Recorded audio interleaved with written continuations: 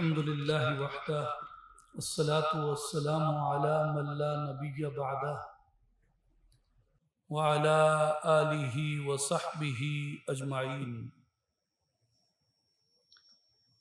ان اللہ وملائکتہ یصلون علی النبی یا ایہا الذین آمنوا صلوا علیہ وسلموا تسلیما۔ تمام احباب آواز بلند پڑھیے الصلاۃ والسلام علیک یا سیدی یا رسول اللہ، الصلاۃ والسلام علیک یا حبیب اللہ، الصلاۃ والسلام علیک یا نور اللہ، الصلاۃ والسلام علیک یا سیدی یا مرشدی یا محمد الرسول اللہ صلی اللہ علیہ وآلہ وبارک وسلم۔ قابل احترام بزرگوں، بھائیوں، ساتھیوں، السلام علیکم ورحمۃ اللہ وبرکاتہ۔ سلطان الفقر بانی اصلاحی جماعت حضرت سلطان محمد اصغر علی صاحب نور اللہ مرقدہ قدس سرہ العزیز، آپ کے عرس مبارک کی سالانہ محفل پاک ہے، اور آپ نے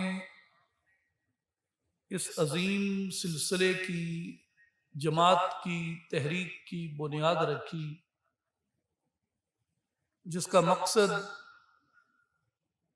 قرآن مجید اور احادیث مبارکہ صلی اللہ علیہ وآلہ وسلم کو عامت الناس میں فروغ دینا اور اس کی روشنی میں اولیاء کاملین کی تعلیمات کو پہنچانا ہے۔ اس لیے میرے بھائیوں،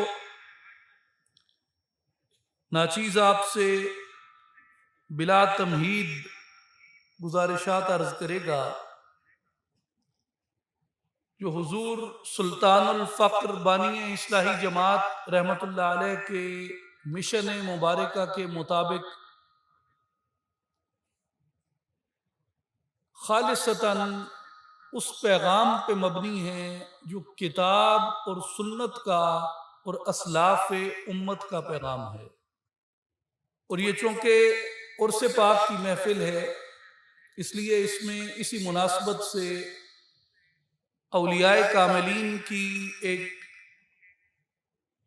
جو بالکل آپ کہیں کہ ان کی فکر کی بنیاد ہے، جس پہ ان کا منہج قائم ہے، اس کے متعلق میں چند چیزیں عرض کروں گا، اور ایک وضاحت بھی میں عرض کر دوں۔ جو احباب عام طور پہ اصلاحی جماعت و عالمی تنظیم العارفین کے اجتماعات میں شامل ہوتے ہیں، اس کی تربیت کا حصہ بنتے ہیں، وہ یقیناً یہ بات جانتے ہیں کہ اصلاحی جماعت کی جو اساس ہے وہ وہی ہے جو کتاب کی، سنت کی، عمل صحابہ کی، عمل تابعین کی اور اسلاف امت کی اساس اور بنیاد ہے۔ اس میں محدثین بھی شامل ہیں، اہل تفسیر بھی شامل ہیں، اہل فقہ بھی شامل ہیں، اہل عقیدہ بھی شامل ہیں، اور اہل تزکیہ و تصوف بھی شامل ہیں۔ لیکن فی زمانہ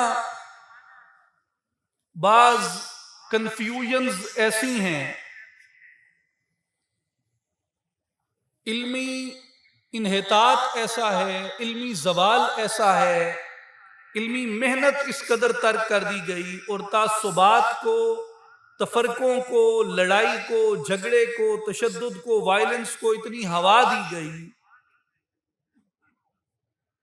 کہ بعض بنیادی سوالات کے متعلق لوگوں کے ذہن کنفیوز ہو جاتے ہیں۔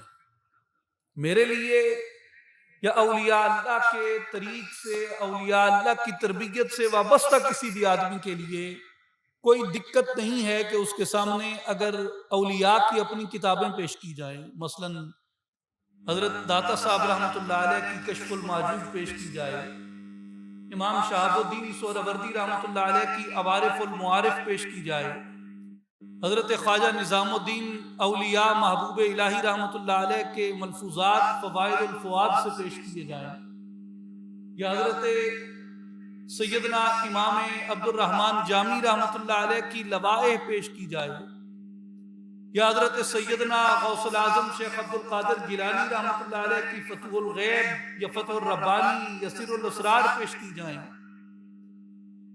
یا ان کے سامنے حضرت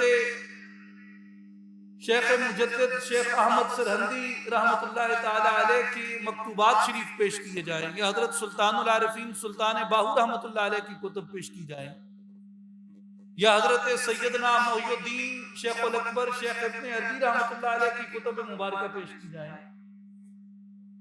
امام نجم الدین کبریٰ رحمۃ اللہ علیہ کی کتب مبارکہ پیش کی جائیں، امام قشیری رحمۃ اللہ علیہ کی تفسیر یا ان کا مقدمہ پیش کیا جائے، اہل تصوف کے لیے اس میں دقت نہیں ہے، اسے قبول کرنے میں مشکل نہیں ہے۔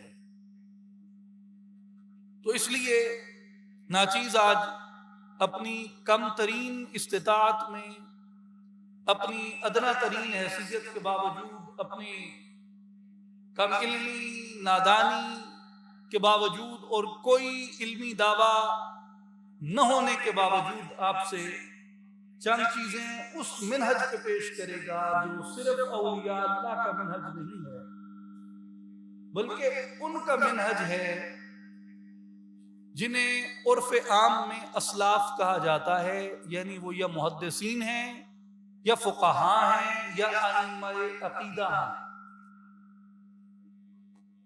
انہوں نے قرآن مجید سے اس بنیادی اساسی فکر کے لیے کیا استنباط کیا کہ جو اولیاء اللہ کا منہج ہے، جو اولیاء اللہ کی تعلیمات ہیں، یہ جس اساس پہ کھڑی ہیں وہ اساس کتاب میں کہاں ہے، قرآن میں کہاں ہے؟ میرے بھائیو، جو بنیاد ہے اولیاء اللہ کی تعلیم کی، اسے وہ اندر کی بات کہتے ہیں، دل کی بات۔ اور دل پہ سارا تصوف کھڑا ہے، دل پہ ساری روحانیت کھڑی ہے، دل پہ سارا معاملہ کھڑا ہے۔ اب دل ایک فزیکل ہارٹ ہے، جس فزیکل ہارٹ کی اسپیشلٹی یا اس کی ایکسپرٹی ان میڈیکل ڈاکٹرز کے پاس ہے جنہیں آپ عرف عام میں کارڈیالوجسٹ کہتے ہیں۔ یہ جو کارڈیالوجی کو پڑھتے ہیں، دل کے امراض کے بارے میں جانتے ہیں، وہ ظاہری دل ہے۔ لیکن جو اولیاء اللہ جسے دل کہتے ہیں، وہ دل ہے جسے قرآن دل کہتا ہے، یا جسے احادیث مبارکہ میں دل کہا گیا، اور وہ دل انسان کا ایک وجود روحانی ہے جو اسی ظاہری وجود کے اندر چھپا ہوا ہے۔ جب صوفیہ الہام کہتے ہیں یا کشف کہتے ہیں، آپ نے یہ اصطلاح عام سنی ہوگی کہ جی الہام، کشف، یہ معاملہ اس جسم کا نہیں ہوتا، اس وجود کا نہیں ہوتا۔ کشف کیا ہوتا ہے، الہام کیا ہوتا ہے، یہ معاملہ دل کی دنیا کا ہوتا ہے، اندر کے وجود کا ہوتا ہے۔ جو کشف ہے یا الہام ہے، وہ انسان کے اندر سے تعلق رکھتا ہے۔ اور الہام کے اوپر صوفیاء کی تعلیمات بنیاد رکھتی ہیں، جیسے حضرت سلطان العارفین سلطان باہو رحمۃ اللہ تعالی علیہ فرماتے ہیں کہ شد اجازت باہورا از مصطفیٰ خلق را تلقین بکن بہر خدا، کہ مجھے بطریق الہام سید الانبیاء صلی اللہ علیہ وآلہ وسلم نے فرمایا کہ باہو تمہیں اجازت ہے مخلوق کو اللہ کی طرف رغبت دلاؤ۔ اور آپ نے مرشد کا معیار ہی یہ رکھا کہ مرشد وہ ہے جسے نبی کریم علیہ السلام کے دربار عالی سے، حضور کی مجلس مبارکہ سے اس دعوت کی ترویج کی اجازت عطا ہو، اس کا اذن عطا ہو، اس کی سند عطا ہو۔ تصوف کی معرکۃ الآراء، مشہور زمانہ تصنیف فصوص الحکم، اس کی بنیاد، اس کی ابتدا میں ہی حضرت شیخ الاکبر محی الدین ابن العربی رحمۃ اللہ تعالی علیہ نے فرمایا کہ مجھے نبی کریم صلی اللہ علیہ وآلہ وسلم کی بارگاہ اقدس سے بذریعہ الہام اور بذریعہ تلقین جو چیزیں عطا ہوئیں، میں نے ان میں سے کچھ چیزیں اس کتاب میں جمع کر دی،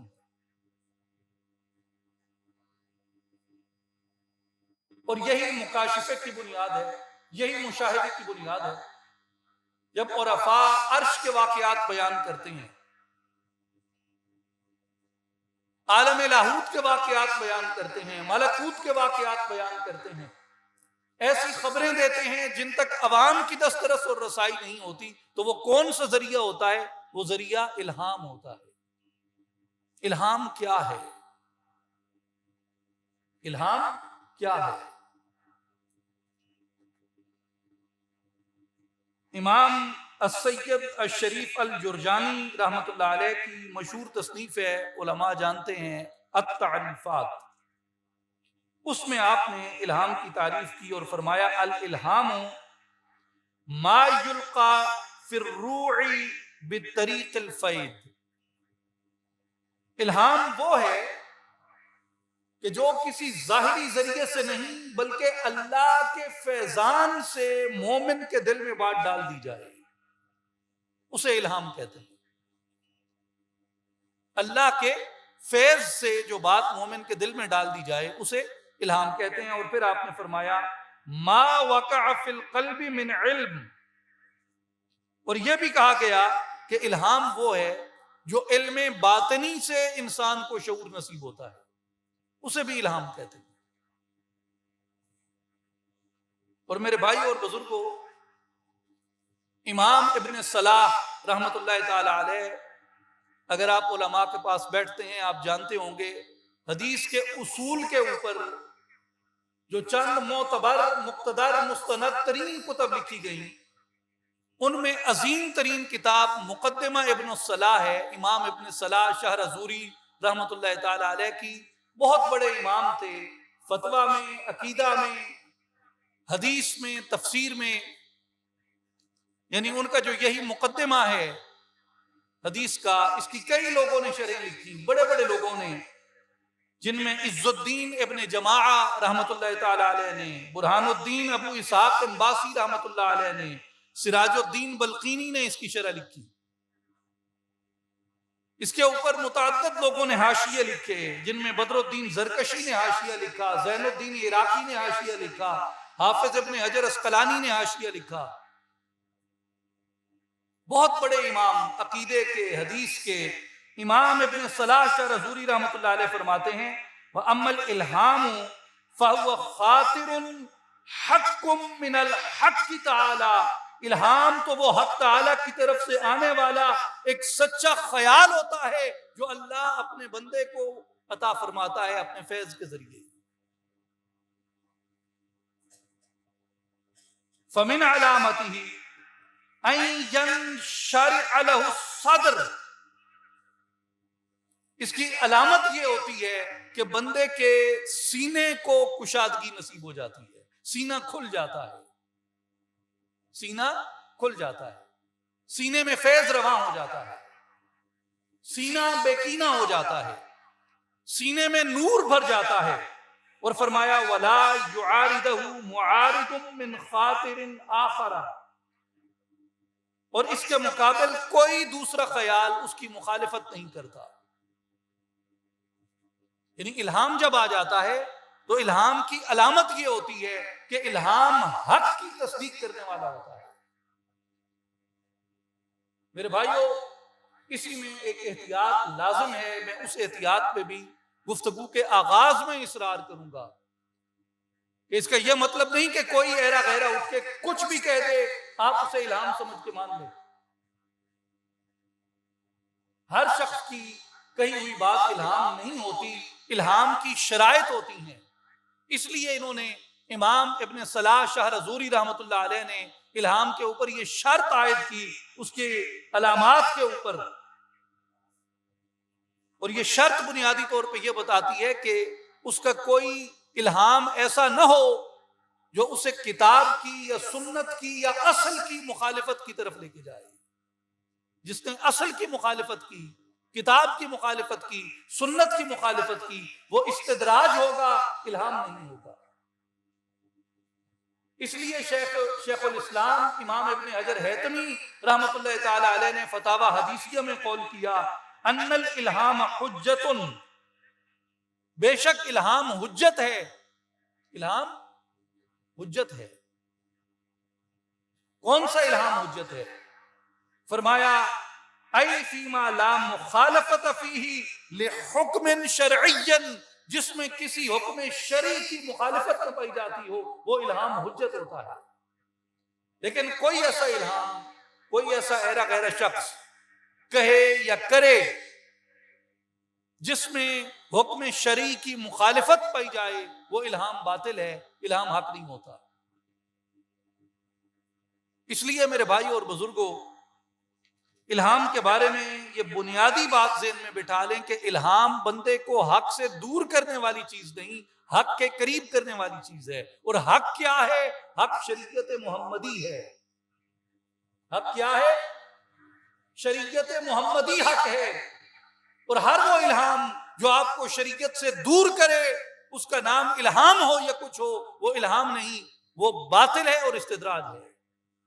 اور کوئی ایسا الہام جو آپ کو حق کی موافقت میں لے جائے، شریعت کی موافقت میں لے جائے، شریعت کی رغبت میں لے جائے، شریعت کی اتباع میں لے جائے، شریعت کی پیروی میں لے جائے، شریعت کا لباس اوڑھنے کی طرف لے کے جائے، شریعت کی مکمل اس کی پیروی کی طرف لے کے جائے، وہ الہام صادقہ ہوتا ہے۔ اور اولیاء اللہ اسی الہام کی دعوت دیتے ہیں۔ میرے بھائی اور بزرگوں، امام عبد الرؤوف المناوی رحمۃ اللہ تعالی علیہ، جو عقیدے کے، حدیث کے مشہور امام ہیں، آپ نے فرمایا وَيَخْتَصُّ مِنْ جِهَةِ اللَّهِ وَالْمَلَأِ الْأَعْلَى، اور جو الہام ہے یہ وہ چیز ہے جو اللہ کی طرف سے اور ملأ اعلی یعنی فرشتوں کی بلند ترین جماعت کی طرف سے بندے کو نصیب ہوتا ہے۔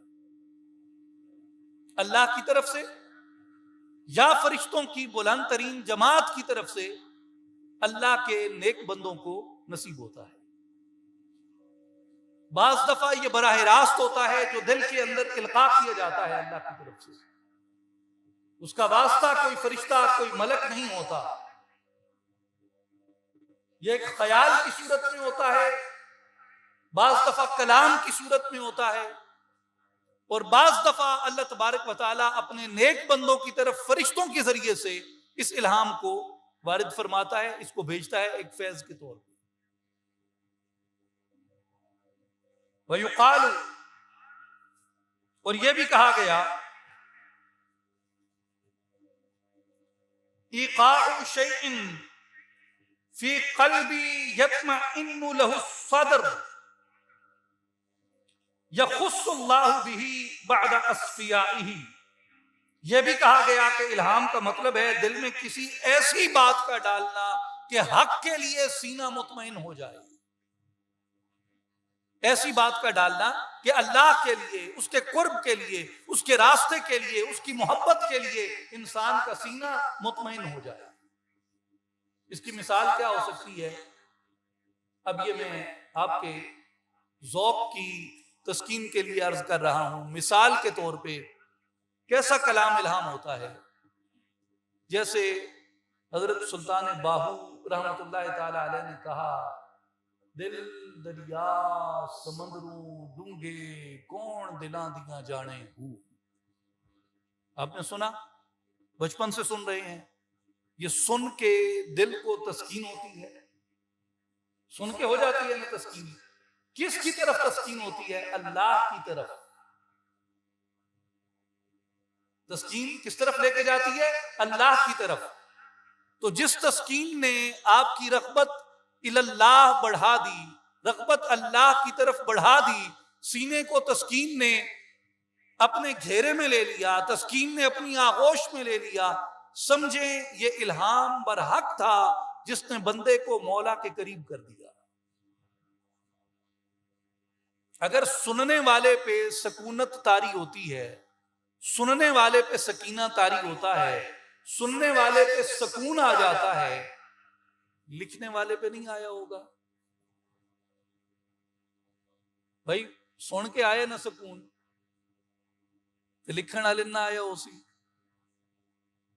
تو جے لکھن والے نو سکون آیا ہے تو یہ مطلب ہے کہ اس کے سطر یا اے لین اپنی طرفوں لکھیے یا او دے دل وچ اللہ نے اپنے فیض تے اپنی رحمت دے نال القاء فرمائی ہے۔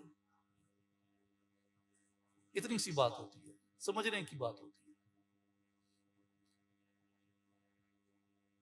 پھر آگے امام مناوی نے فرمایا یخص اللہ بہ بعد اصفیائہ، الہام وہ چیز ہے اللہ تبارک و تعالی جس کے ساتھ اپنے اصفیاء کو، اپنے پاک باز بندوں کو خاص کر دیتا ہے،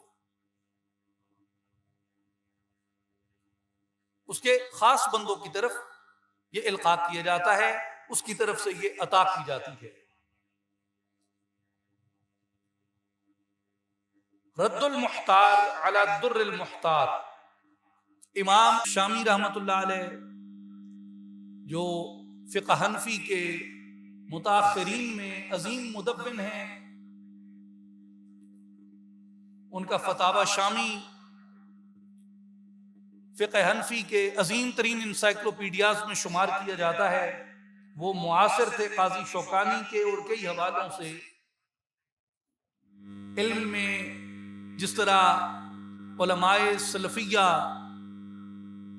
قاضی شوکانی علیہ الرحمہ کو جس درجے پہ رکھتے ہیں حدیث میں، اسی طرح فقہ میں جو علماء احناف ہیں وہ امام شامی رحمت اللہ تعالی علیہ کو اس درجے پہ رکھتے ہیں، اور یہ معاصر بھی تھے دونوں۔ امام شامی رحمت اللہ علیہ نے اپنے فتاوی شامی رد المختار میں 4 اقسام بیان فرمائی ہیں الہام کی۔ پہلی قسم وہ بیان فرماتے ہیں کہ اللہ تعالیٰ ایسی قوتیں عطا کرتا ہے جن کے ذریعے انسان پر اپنے نفع کی اور اپنی کامیابی کی راہیں واضح ہو جاتی ہیں۔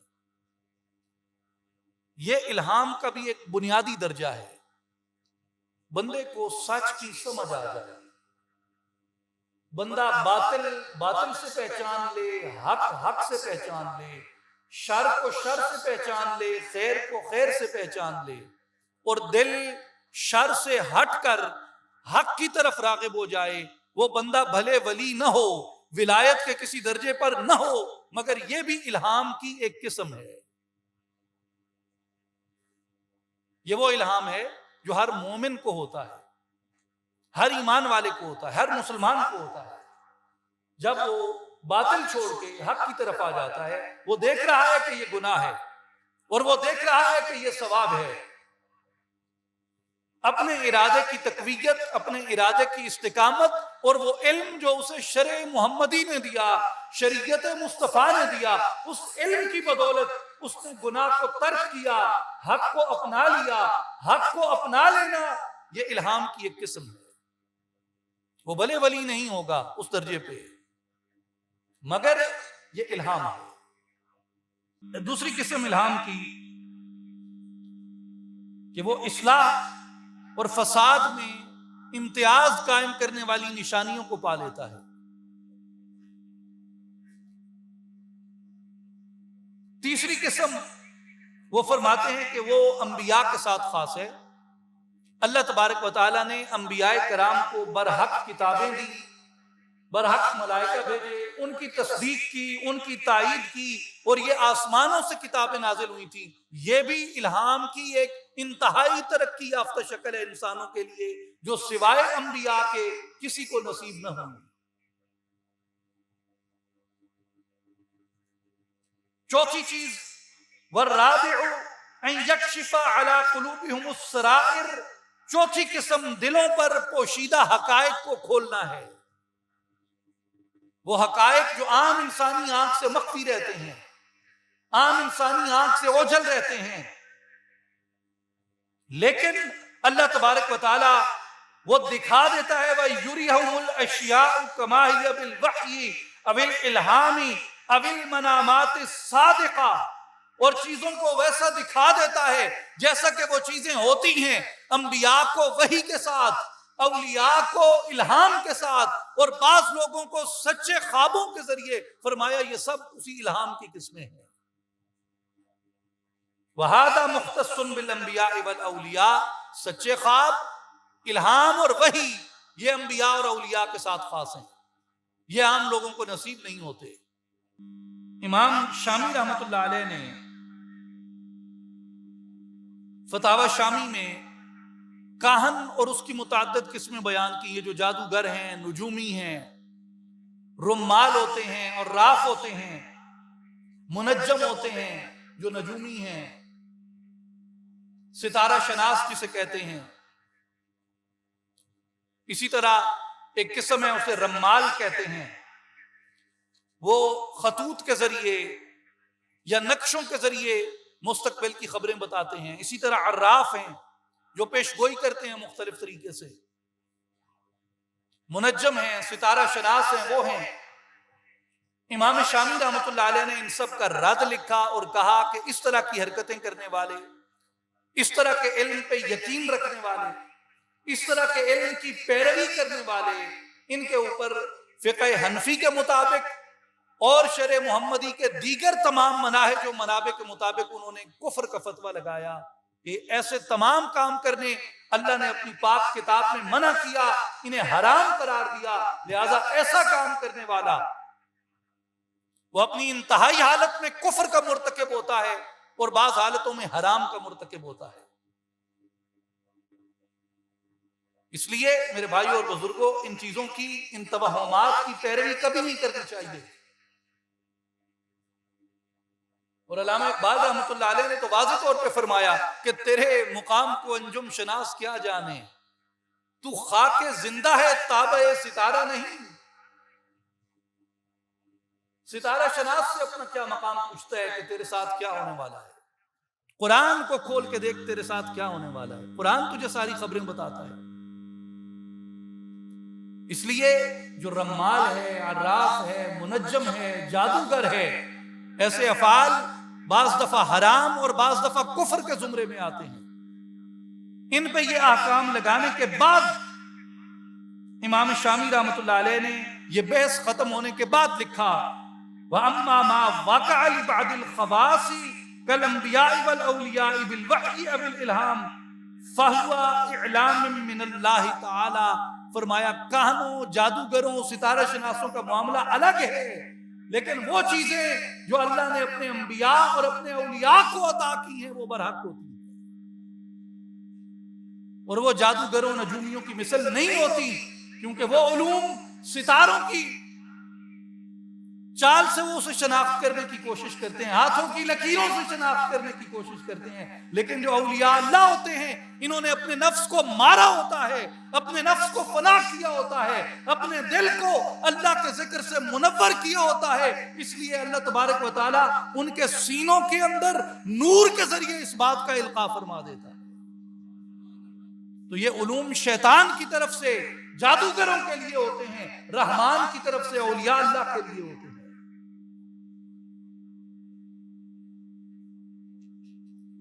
لہذا جو نجومیوں اور جوتشیوں کا علم ہے وہ اولیاء کے علم سے مختلف ہے، اور جو اولیاء کا علم ہے جسے کشف یا الہام کہتے ہیں یہ نجومیوں اور جوتشیوں سے مختلف ہے، انہیں جمع نہیں کیا جا سکتا۔ میرے بھائیوں، میں ایک مسئلے کی وضاحت یہاں کر دوں جو فی زمانہ درپیش ہے اور میرے دل کی تکلیف کے بڑا قریب ہے۔ آج کل آپ دیکھتے ہیں کہ لوگ کیا کرتے ہیں کہ اس طرح کے لوگ جن کا علم بالتصدیق سفلی ہے، جن کا علم بالتصدیق سفلی ہے، شیطانی ہے، اولاً وہ اپنے نام کے ساتھ عامل لکھتے تھے، جب معاشرے میں بگاڑ بڑھ گیا، انتشار بڑھ گیا، کوئی پوچھ گچھ نہ رہی، ایک نظم ہوتا تھا، اذن ہوتا تھا، اجازت تھی، سند تھی، وہ سند ختم ہو گئی، اجازت کی وہ پابندی ختم ہو گئی، عوام میں تصوف کا وہ علم نہ رہا، محض عقیدت رہ گئی، احترام رہ گیا، علم اٹھ گیا۔ اس کے نتیجے میں ان سفلی علوم کے ماہرین کو، شیطانی علم رکھنے والوں کو یہ جرت ہو گئی کہ انہوں نے عامل کی بجائے اپنے نام کے ساتھ پیر لکھنا شروع کر دیا۔ اور میں آپ کو، میں دعویٰ نہیں کرتا ہوتا، لیکن یہ بات دعوے سے کہہ رہا ہوں کہ وہ لوگ جو اولیاء اللہ کے ساتھ بغض رکھتے ہیں، اولیاء اللہ سے ایک قلبی غیظ رکھتے ہیں، حسد کی وجہ سے، پردے کی وجہ سے، حجاب کی وجہ سے، اپنے علمی منہج کے مختلف ہونے کی وجہ سے، تعصب کی وجہ سے، تشدد کی وجہ سے، کسی بھی بنا پہ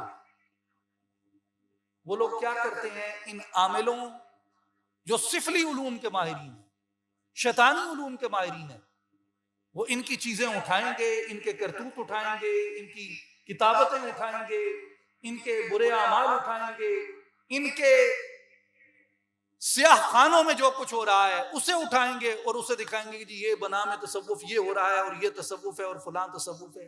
میرے بھائی یاد رکھیں، جو اولیاء برحق ہیں وہ اس طرح کے تمام سفلی علوم کی نفی کرتے ہیں، اور نہ وہ ان کی اتباع کرتے ہیں، نہ ان کی پیروی کرتے ہیں، نہ اس کی تصدیق کرتے ہیں، نہ اس کی تائید کرتے ہیں، نہ اس کی توثیق کرتے ہیں، بلکہ اس کا ابطال کرتے ہیں، اسے رد کرتے ہیں، اسے مسترد کرتے ہیں، اور صرف کتاب اور سنت کی پیروی کرتے ہیں، اور اللہ کے انوار کے ذریعے اپنے دل کو پاک کرنے کا جو علم ہے اسے حاصل کرنے پر یقین رکھتے ہیں۔ لہذا ان جھوٹے عاملوں، ان فسادی عاملوں کا نہ تصوف سے کوئی تعلق ہے، نہ اسلام سے کوئی تعلق ہے۔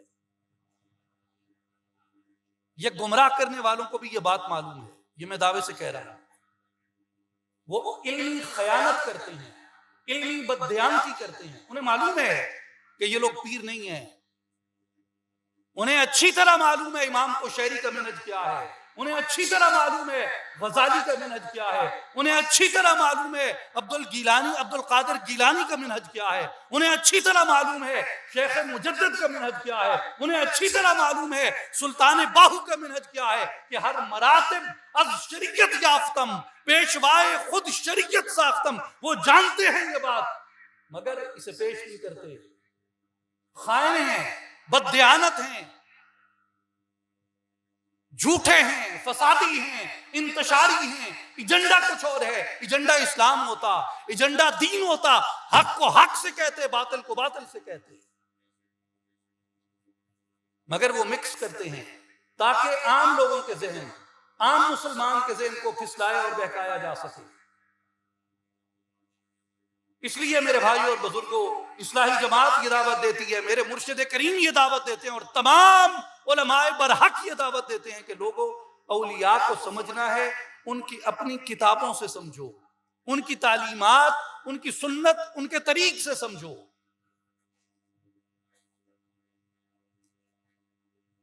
اب کسی بھی جاہل آدمی کو اٹھا کے آپ لگا دیں کہ جی یہ پیر ہے، وہ تو پیر نہیں ہے۔ کسی بھی جاہل عالم کو اٹھا کے لگا دیں کہ جی یہ عالم ہے، یہ مولوی ہے، وہ تو عالم مولوی نہیں ہے۔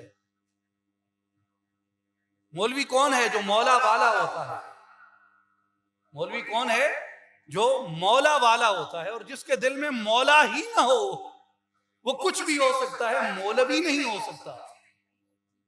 صوفی کون ہوتا ہے؟ جو اہل صفا میں سے ہو، جس کے سینے میں صفا نہیں ہے، وہ کچھ بھی ہو سکتا ہے، صوفی نہیں ہو سکتا۔ تو میرے بھائی اور بزرگوں، اس لیے جو شریعت ہے وہ بنیاد ہے تصوف کی، اور جو الہام ہے یہ از طریق شریعت انسان کو نصیب ہوتا ہے۔ اسی لیے تمام فقہاء نے، محدثین نے، مفسرین نے، ائمہ عقیدہ نے تصوف کی تائید کی، کیونکہ وہ خود اس راہ کو جانتے تھے، اس راہ سے واقف تھے۔ جیسے ناچیز نے امام شاہ رزوری ابن صلاح کا حوالہ دیا، سید شریف جرجانی کا حوالہ دیا، امام شامی رحمۃ اللہ علیہ کا حوالہ دیا، شیخ الاسلام ابن حجر ہیتمی کا حوالہ دیا۔ آگے آئیے، یہی بات امام جلال الدین سیوطی رحمۃ اللہ تعالی علیہ نے الحاوی للفتاوی میں اپنے شیخ حضرت امام ابو الحسن شاذلی رحمۃ اللہ علیہ کے حوالے سے فرمائی۔ امام سیوطی رحمۃ اللہ علیہ عظیم محدث تھے، مؤرخ تھے، فقیہ تھے، مفسر تھے، ادیب تھے، اور ان کا جو منہج تھا وہ شاذلی تھا۔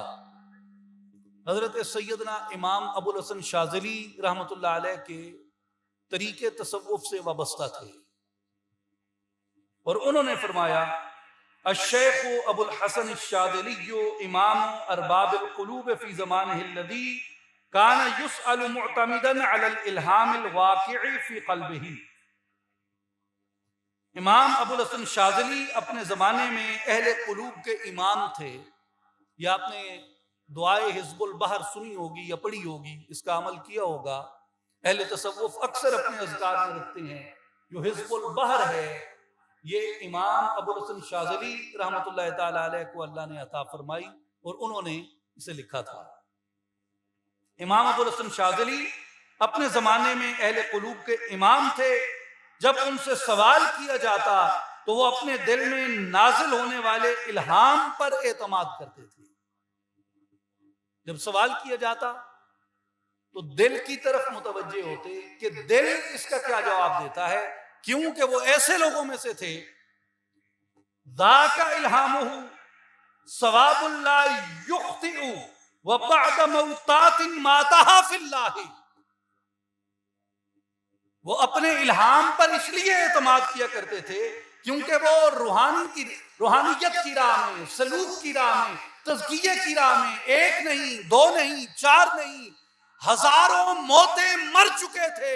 اللہ نے ان کے نفس کو پاک کر دیا تھا، لہذا جو بات بھی انہیں القاء کی جاتی وہ حق کی جاتی، جیسے دعائے حزب البحر انہیں القاء کی گئی۔ اور میرے بھائیوں، اگر آپ قرآن مجید کے حروف مقطعات کو سمجھنا چاہتے ہیں، اس کی برکت اور اس کے فیض کو سمجھنا چاہتے ہیں، آپ حزب البحر کے علاوہ نہیں سمجھ سکتے۔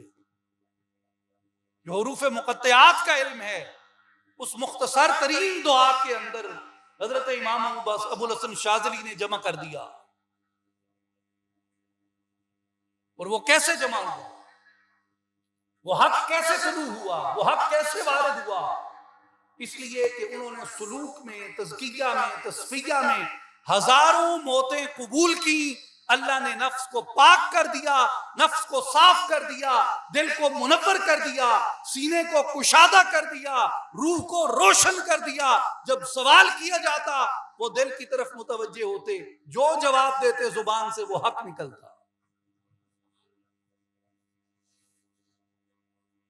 اب آئیے میرے بھائیوں اور بزرگوں، اس مسئلے پر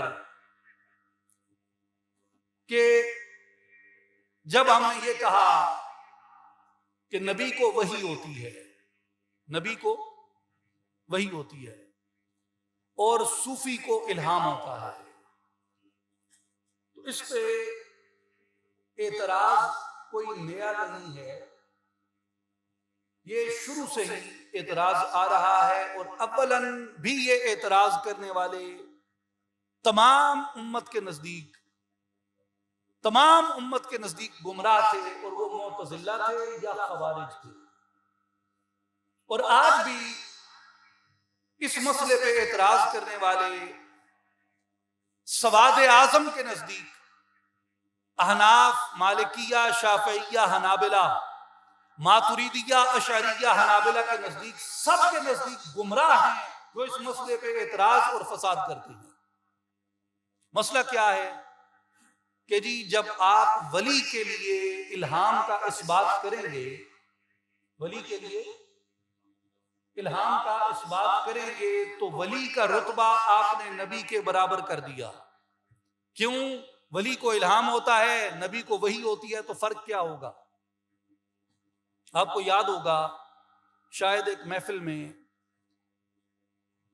اسی مسئلے کی ایک دوسری جہت پہ ہم نے قرآن مجید سے تفصیلی گفتگو کی تھی کہ معجزات اور کرامت کی مماثلت پہ بحث تھی، یہ بھی معتزلہ اور خوارج کی تھی جو بالاجماع گمراہ ہیں دونوں. اور آج بھی یہ اعتراض جو کرامت اور معجزے کے مسئلے پہ ہے، یہ معتزلی جو نیو معتزلائٹس ہیں، اس کی وضاحت میں کسی اور فورم پہ کروں گا، لیکن جو نیو معتزلائٹس ہیں اور جو نیو خارجائٹس ہیں، آج بھی انہی کو اعتراض ہے جو بالاجماع گمراہ ہیں، کہ وہ کرامت کو کہتے تھے کہ یہ معجزے کے مماثل ہے، لہٰذا اگر ولی سے کرامت ثابت کرو گے تو ولی کا رتبہ معاذ اللہ نبی کے برابر ہو جائے گا. تو قرآن مجید میں 1 2 4 نہیں، درجنوں مقامات پہ غیر نبی کی کرامتیں ثابت ہیں. اب آئیے الہام پہ. قرآن مجید میں اللہ تبارک و تعالیٰ نے غیر نبی کے لیے، کس کے لیے؟ غیر نبی کے لیے، یعنی جو نبی نہیں تھے، اللہ نے ان کی طرف الہام کیا. اور قرآن مجید انہی لفظوں کو بیان کرتا ہے، یعنی کوئی ایسی اصطلاح نہیں ہے جسے میں بگاڑ کے ادھر لے کے آ رہا ہوں، کھینچ تان کے تعویل کر کے اس طرف لے کے آ رہا ہوں. انہی اصطلاحات کے ساتھ قرآن نے اسے بیان کیا. اور آج بھی جو یہ کہتے ہیں کہ اگر آپ اولیاء کے الہام یا وحی کا اس بات کریں گے تو اس کے ساتھ ان کو آپ انبیاء کے مماثل کر دیں گے، یہ وہی نیو معتزلائٹس ہیں اور وہی نیو خارجائٹس ہیں. آج بھی خوارج اور معتزلہ ہی ہیں جو اس پہ اعتراض کرتے ہیں. اہل حق کا اس پہ کوئی اعتراض نہیں ہے. سنیے میرے بھائیو، پائنٹن پاک کی نسبت سے 5 آیتیں ناچیز عرض کرے گا. پہلی آیت جو عرض کرنے لگا ہوں یہ سورہ کہف میں واقع ہوئی، آیت نمبر 82، 16ویں پارے کا آغاز ہے. اس سے پیچھے 15ویں پارے کا جہاں اختتام ہوتا ہے وہاں واقعہ چل رہا ہے حضرت موسیٰ علیہ السلام کا اور حضرت خضر علیہ السلام کا. حضرت موسیٰ علیہ السلام آتے ہیں کہ جی مجھے رشد کا، ہدایت کا وہ علم دیں جو علم لدنی علمناہ، جو اللہ نے آپ کو علم عطا فرمایا ہے. من لدنا علما، جو علم لدنی آپ کو دیا. ہدایت کا وہ علم لدنی میں آپ سے سیکھنے آیا ہوں. خضر علیہ السلام نے کہا کہ جناب میں سکھا تو دوں گا، آپ صبر نہیں کر سکیں گے. تفصیلی واقعہ ہے. 3 چیزیں سامنے آئیں. پہلے حضرت خضر علیہ السلام نے کشتی کے پھٹے پھاڑ دیے، پھر بچے کو قتل کیا، اور تیسرے مقام پہ بغیر اجرت کے ایک کار خیر کیا، یتیموں کی دیوار کھڑی کر دی. اب حضرت موسیٰ علیہ السلام نے تینوں باتوں پہ سوال اٹھایا. حضرت خضر نے تیسرے سوال پہ کہا کہ جناب اب یہ آپ کے اور میرے درمیان فراق ہے، اس سے آگے اب یاری یہاں پہ اختتام پذیر ہو رہا ہے. ہماری یہ مصاحبت، آپ الگ اور میں الگ. لیکن ہاں ایک چیز میں آپ کو بتا دوں، وما فعلته عن امری، ان میں سے کوئی بھی کام میں نے اپنے امر سے نہیں کیا. ان میں سے کوئی بھی کام میں نے اپنے امر سے نہیں کیا. کیا کیا میں نے کشتی کے پھٹے پھاڑے، یہ میں نے اپنے امر سے نہیں کیا. میں نے بچے کو قتل کیا، یہ میں نے اپنے امر سے نہیں کیا. میں نے یتیموں کی دیوار بغیر اجرت کے کھڑی کر دی، یہ بھی میں نے اپنے امر سے نہیں کیا. تو سوال پیدا ہوتا ہے کہ پھر یہ امر کس کا تھا؟ بظاہر کوئی قاصد آیا، کوئی قاصد آیا، کوئی قاصد نہیں آیا، کوئی پیام نہیں آیا، کوئی پیام نہیں آیا، اپنی طرف سے بھی نہیں کیا اور بظاہر بھی کوئی پیام نہیں آیا. پھر کہہ کیا رہے ہیں؟ کہہ یہ رہے ہیں کہ وما فعلتہ عن امری، میں نے خود تو نہیں کیا. جناب پھر کیسے ہوا؟ اس پہ امام جلال الدین سیوطی رحمۃ اللہ علیہ نے الاکلیل فی استنباط التنزیل، ان کی علوم القرآن پہ کتاب ہے امام سیوطی کی، اس میں فرماتے ہیں وَهَذِهِ الْقِصَّةُ أَصْلٌ فِي عِلْمِ الْحَقِيقَةِ، قرآن مجید سے یہ قصہ علم حقیقت کی اصل کو بیان کرتا ہے، اس کی حقیقت کو بیان کرتا ہے۔ وَأَنَّ الْمَشْرَعَ لَا يُنْكِرُ مَا جَرَى عَلَى مُقْتَضَاهَا، اور شریعت نے اس پر مبنی جو کچھ واقع ہوا اس کا انکار نہیں کیا۔ وَاسْتَدَلَّ بِقَوْلِهِ وَمَا فَعَلْتُهُ عَنْ أَمْرِي، اس پہ دلیل یہ قول ہے کہ میں نے جو کچھ کیا اپنے امر سے نہیں کیا۔ کہ خضر علیہ السلام نے جتنے کام کیے ان کے نزدیک وہ برحق تھے، اور وہ موسیٰ علیہ السلام کو بھی تعویل کے ذریعے یہ بات منواتے ہیں کہ میں نے جو کچھ کیا یہ برحق تھا، اس کی تعویل موجود ہے۔ اور آگے چل کر امام سیوطی نے یہ مسئلہ بیان کیا کہ بعض لوگوں نے کہا خضر علیہ السلام نبی تھے، بعض لوگوں نے کہا خضر علیہ السلام ولی تھے۔ انہوں نے کہا کہ اگر خضر علیہ السلام نبی تھے تو اس قول کی تشریح یہ ہوگی کہ میں نے یہ کام اپنے امر سے نہیں کیا، وما فعلتہ عن امری، اس قول کی تشریح یہ ہوگی کہ یہ حضرت خضر کی طرف اللہ کی وحی تھی۔ لیکن بعض علماء نے کہا حضرت خضر نبی نہیں تھے، حضرت خضر ولی تھے، اور حضرت موسیٰ کی ملاقات ایک نبی سے نہیں بلکہ ایک ولی سے ہوئی تھی۔ تو جب ایک ولی کے ساتھ ملاقات ثابت ہوگی تو اس سے یہ معلوم ہوگا کہ اللہ تبارک و تعالیٰ جس طرح اپنے نبیوں کی طرف وحی بھیجتا ہے اسی طرح اللہ تعالیٰ اپنے برحق اولیاء کی طرف برحق الہام فرماتا ہے۔ دوسری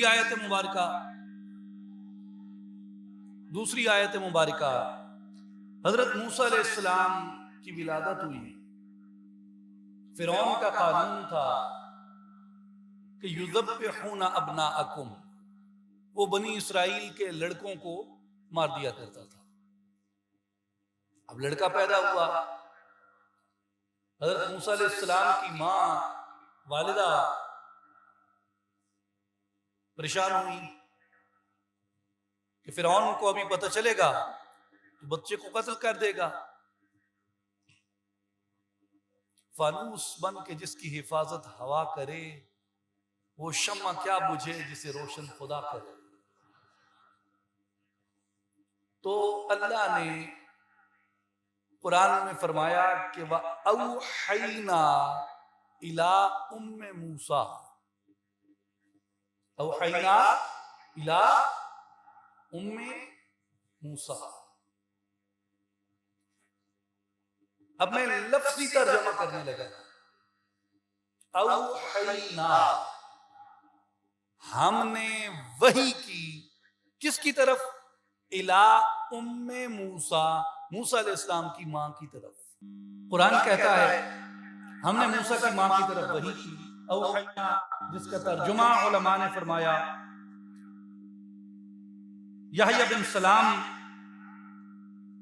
آپ فرماتے ہیں کہ وحی الہام فقذف فی قلبها، یہ جو وحی ہے یہ بمعنی الہام کے ہے کہ اللہ یہ فرما رہا ہے ہم نے حضرت موسیٰ کی والدہ کی طرف الہام کیا تھا۔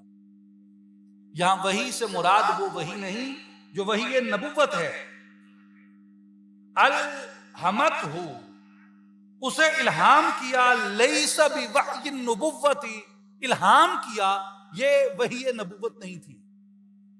کیوں وحی نبوت کیسے نہیں تھی؟ اس کے اوپر میرے بھائیوں اللہ تبارک و تعالیٰ نے سورہ انبیاء میں آیت نمبر 7 میں فرمایا وما ارسلنا قبلک الا رجالا نوحی الیہم، اے محبوب علیہ السلام ہم نے آپ سے پہلے بھی مردوں کو ہی رسول بنا کر بھیجا تھا اور ہم ان کی طرف وحی کرتے تھے۔ جتنے رسول آئے وہ کون تھے؟ مرد۔ جتنے رسول آئے وہ کون تھے؟ کوئی عورت نبیہ نہیں ہوئی۔ جتنے رسول آئے وہ کون تھے؟ مرد تھے۔ وما ارسلنا من قبلک الا رجالا نوحی الیہم، سورہ النحل آیت نمبر 43 میں بھی یہی فرمایا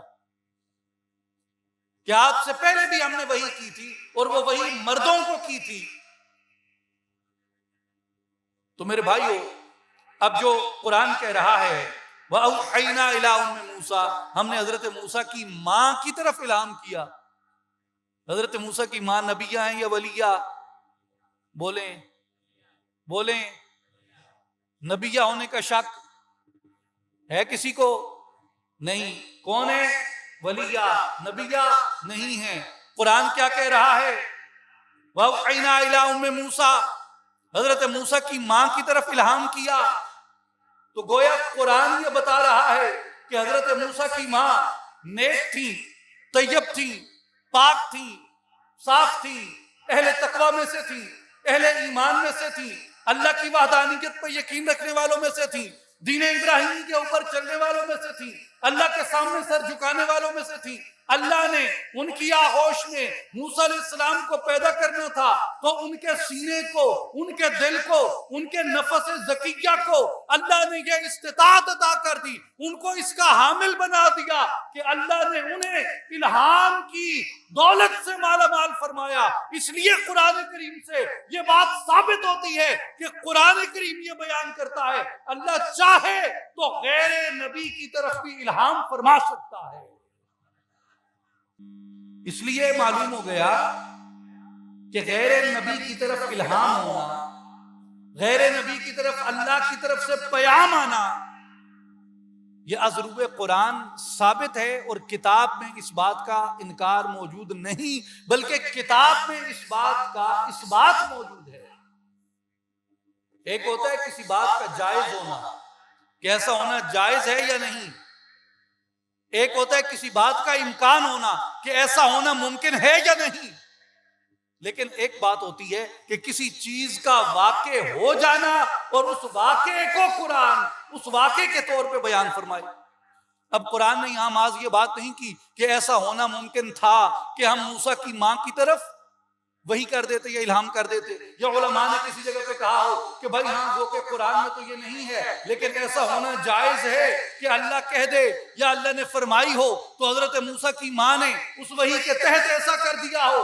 یہ نہ اس مسئلے کے جواز کی، مسئلے کے جائز ہونے کی بات نہیں ہے، مسئلے کے ممکن ہونے کی بات نہیں ہے، بلکہ ایک بات ایسی تھی جو ہو چکی، جو واقع ہو چکی، اللہ نے بیان کر دی، انکار کی حاجت ہی ختم ہو گئی۔ لہٰذا جو غیر نبی کی طرف الہام کا انکار کرتا ہے وہ بنیادی طور پہ اللہ کی قدرت کا انکار کرتا ہے۔ آگے آئیے، تیسری آیت کریمہ، پہلی کس کے بارے میں تھی؟ حضرت خضر علیہ السلام کے بارے میں۔ دوسری کس کے بارے میں؟ حضرت موسیٰ کی والدہ کے بارے میں۔ تیسری آیت سنیے، سورہ نحل، اللہ فرماتا ہے وَأَوْحَى رَبُّكَ إِلَى النَّحْلِ، اللہ نے، اب یہاں لفظ پھر آیا ہے اوحا،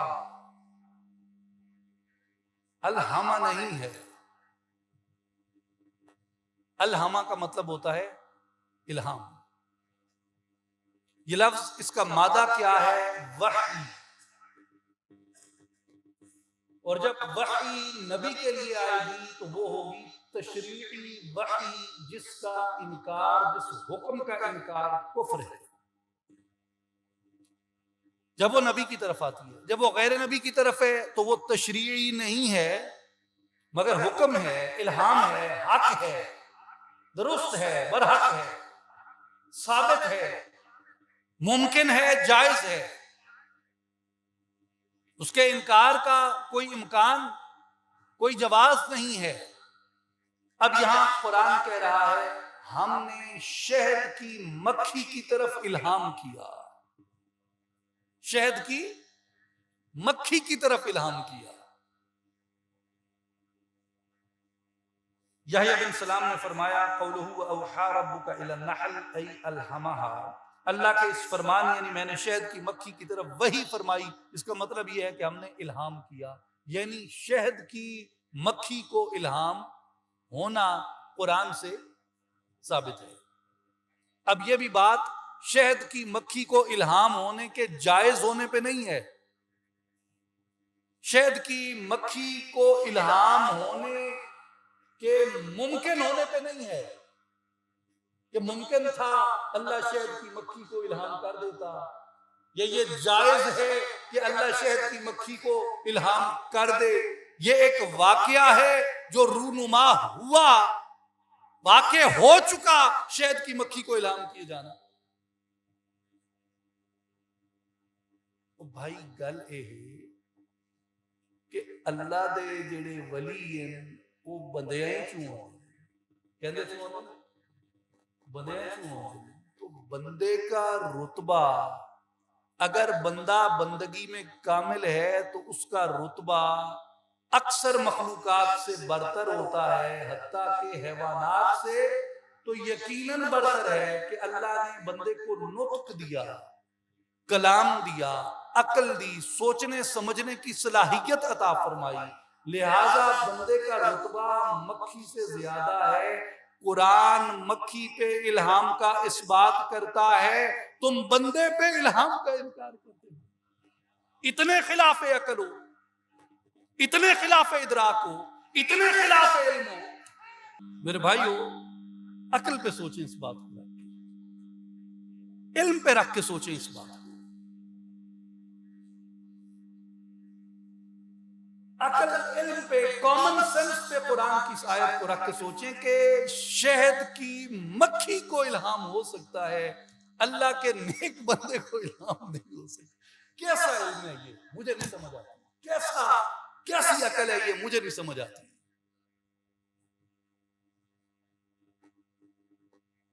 یار کوئی پوچھے کہ واعظ کا کیا بگڑتا ہے، کوئی پوچھے کہ واعظ کا کیا بگڑتا ہے، گناہ گار پہ رحمت جو بے نیاز کرے۔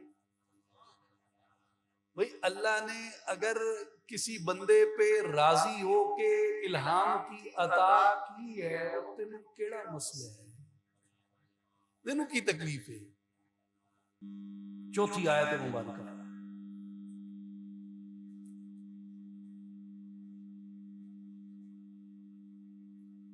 سورہ المائدہ آیت نمبر 111، وَإِذْ أَوْحَيْتُ إِلَى الْحَوَارِيِّينَ أَنْ آمِنُوا بِي وَبِرَسُولِي، اور جب میں نے وَإِذَا أَوْحَيْتُ، جب میں نے، یہ بات وحی کی، اوحیت مادہ لفظ کا وحی بمعنی الہام، دل میں ڈالنا۔ وَإِذَا أَوْحَيْتُ إِلَى الْحَوَارِيِّينَ، حواریوں کے دل میں جب میں نے یہ بات ڈالی، میں نے انہیں الہام کیا، کیا کہ ان آمنوا بی، مجھ پر ایمان لے کے آؤ، وابی رسولی، اور میرے بھیجے ہوئے اس بندے حضرت عیسیٰ علیہ السلام پر ایمان لے کے آؤ۔ یہ میں نے کس کی طرف بھیجا؟ حواریوں کی طرف، حضرت عیسیٰ کے حواریوں کی طرف۔ اب میرے بھائیو، امام ابن ابی حاتم الرازی رحمہ اللہ نے اپنی تفسیر میں امام حسن بصری رضی اللہ تعالیٰ عنہ سے روایت کیا، انہوں نے فرمایا کہ وَإِذَا أَوْحَيْتُ إِلَى الْحَوَارِيِّينَ قَالَ الْحَسَنُ، وَرُوِيَ عَنِ الْحَسَنِ أَنَّهُ قَالَ أَلْهَمْتُهُمْ، حسن بصری رضی اللہ تعالیٰ نے فرمایا کہ یہاں بھی اوحیت کا مطلب ہے الہام کیا، ان کی طرف الہام کیا۔ اب یہ الہام کس نے کیا؟ اللہ نے۔ کس کی طرف کیا؟ حضرت عیسیٰ کی طرف۔ کس کی طرف؟ حضرت عیسیٰ کی طرف نہیں، حضرت عیسیٰ کے حواریوں کی طرف۔ اب نبی عیسیٰ ہے یا نبی حواری ہیں؟ نبی عیسیٰ ہے نا۔ الہام کس کی طرف ہو رہا ہے؟ حواریوں کی طرف۔ کس کی موجودگی میں؟ عیسیٰ کی علیہ السلام کی موجودگی میں. تو اگر الہام اور وحی یعنی نبی کو وحی ہونا اور نیک بندے کو الہام ہونا اگر یہ باہم دیگر متصادم ہوتے، ایک دوسرے کے ٹکراؤ میں ہوتے، ان میں کوئی کانٹرڈکشن ہوتی کہ اگر نبی کو وحی ہوئی، ولی کو الہام ہوا تو یہ کانٹرڈکٹ کرے گا، تو ولی کا رتبہ نبی کے رتبے پہ آ جائے گا. اگر ایسا ہوتا تو حواری عیسیٰ کے رتبے پہ آ جاتے. مگر قرآن تو ایسا بیان نہیں کر رہا. قرآن تو یہ بیان کر رہا ہے کہ عیسیٰ نبی تھے، انہیں ہم نے کتاب دی، انہیں ہم نے انجیل دی، وہ برحق وہی تھی، اس کو وہی رکھا. مگر حواریوں کے دل میں ہم نے ہدایت کے لیے، تصدیق کے لیے، ایمان کے لیے ایک بات ڈال لی تھی. حضرت عیسیٰ کی موجودگی میں ہم نے وہ بات ڈال دی. عیسیٰ کی نبوت میں فرق نہیں آیا اس کے ساتھ. لہذا معلوم ہوا کہ نبی پہ وحی برحق ہے اور ولی پہ الہام برحق ہے. اللہ نے عیسیٰ پہ وحی کی، حواریوں کی طرف الہام کیا. لہذا معلوم ہوا کہ اگر اللہ عیسیٰ کے حواریوں کی طرف الہام فرما سکتا ہے تو مصطفیٰ کے غلاموں کی طرف بھی الہام فرما سکتا ہے.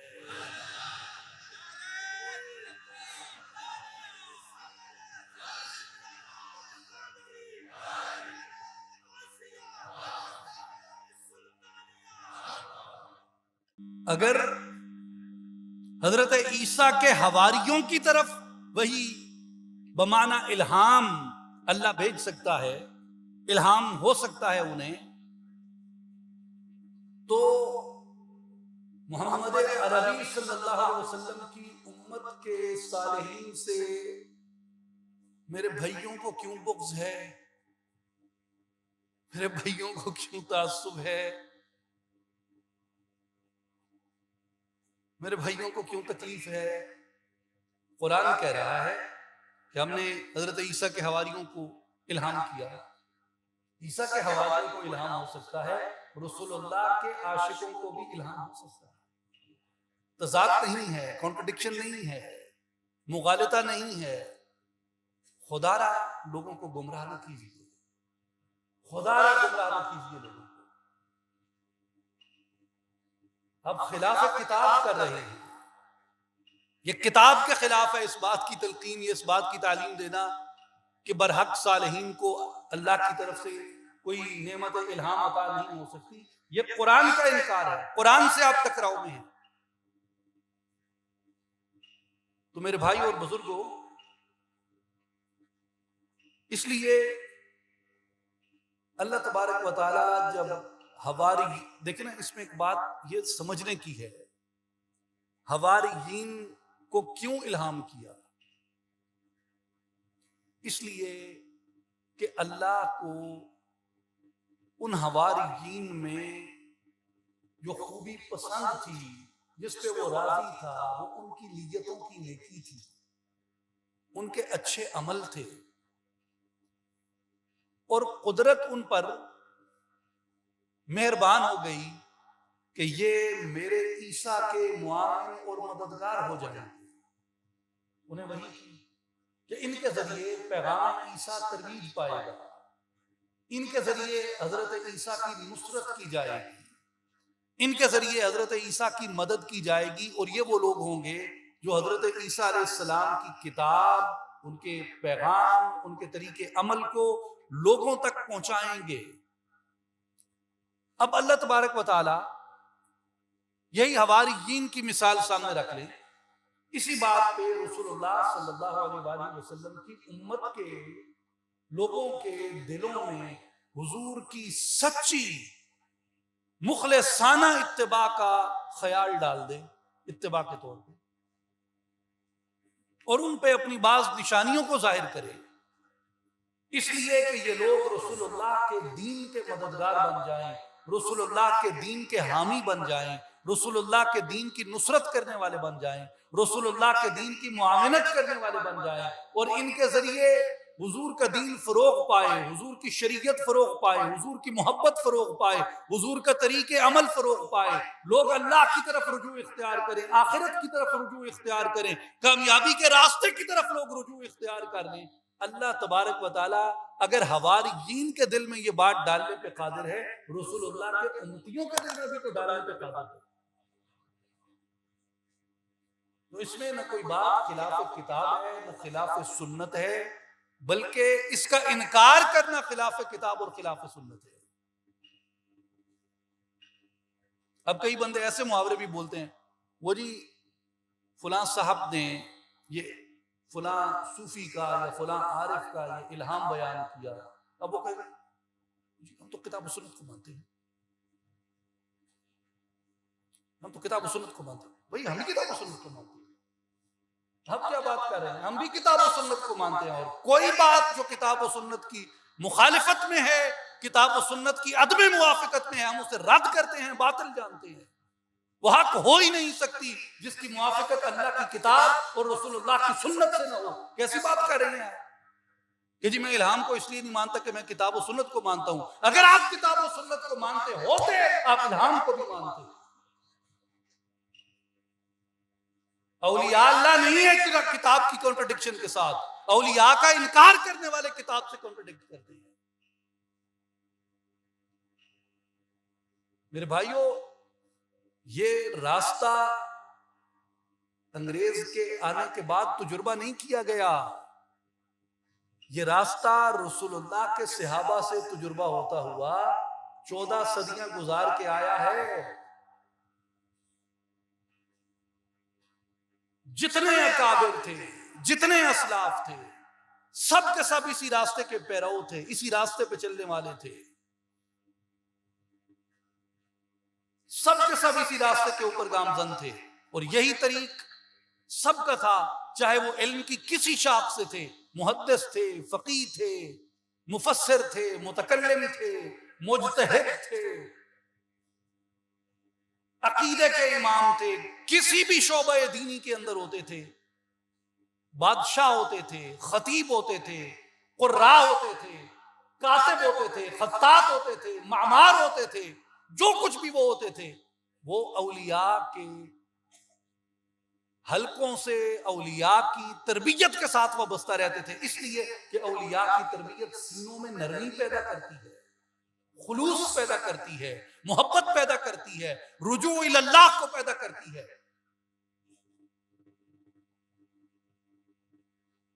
تو یہ طریق صرف چند مجذوبوں ملنگوں کا نہیں تھا۔ اب لوگ کہتے ہیں کہ جی ولی کون ہے، عارف کون ہے؟ پھر ہمارے ساتھ یہ ظلم جو ہے ہمارے میڈیا نے کیا کہ ہمارے میڈیا نے جب ڈرامے بنائے، اب یہ آڈ سی بات ہے اس طرح کی مجلس میں یہ بات کرنی، مگر آپ کبھی غور کریں کہ ڈراموں نے جو مجذوب دکھائے، ملنگ دکھائے، صوفی دکھائے، وہ کیسے تھے؟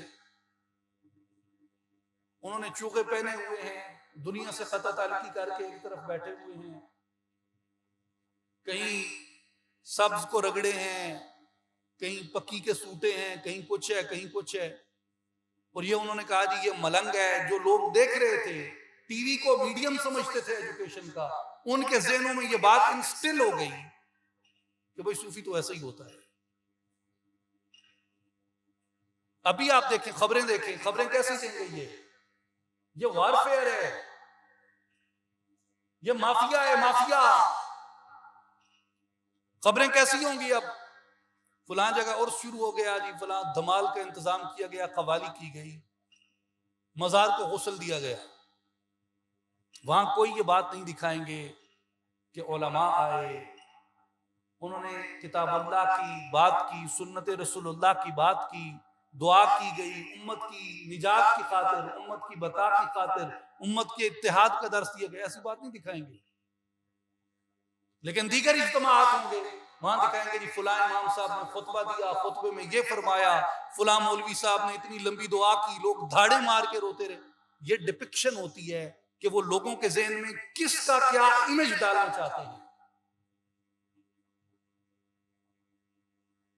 لیکن سنی سادہ اخبار سے زیادہ ہم نہیں سمجھتے ان وارداتوں کو، ہم کہتے ہیں اچھا جی ایسے ہی ہوگا اور یہی چل رہا ہوگا۔ تو میرے بھائی اور بزرگوں، یہ ذہن میں رکھ لیں یہ بات کہ تصوف محض رنگ برنگے چوکے پہننے کا نام نہیں ہے، ہاتھوں میں کڑے پہن لینے کا نام نہیں ہے، بالیاں پہن لینے کا نام نہیں ہے، کئی کئی دن نہ نہانے کا نام نہیں ہے، دنیا سے الگ تھلگ ہو جانے کا نام نہیں ہے۔ ہوں گے وہ ملامتی صوفی ہیں،